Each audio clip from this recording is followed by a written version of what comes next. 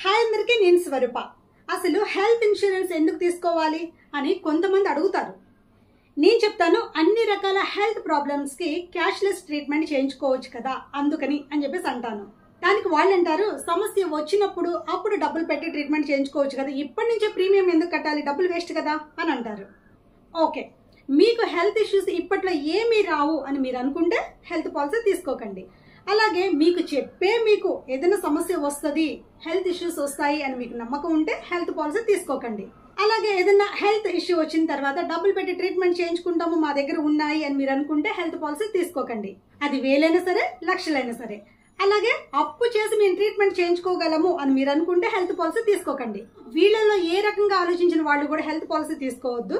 కానీ తెలివిగా ఆలోచించే వాళ్ళు ముందుగా హెల్త్ ఇన్సూరెన్స్ తీసుకుంటారనమాట. ఎందుకంటే తక్కువ ప్రీమియం కట్టుకొని ఎన్ని లక్షలైనా సరే ఫ్రీ ట్రీట్మెంట్ చేయించుకోవచ్చు అని అనుకుంటారు చూసారా, వాళ్ళు హెల్త్ పాలసీ తీసుకుంటారు, క్యాష్లెస్ ట్రీట్మెంట్ చేయించుకుంటారు.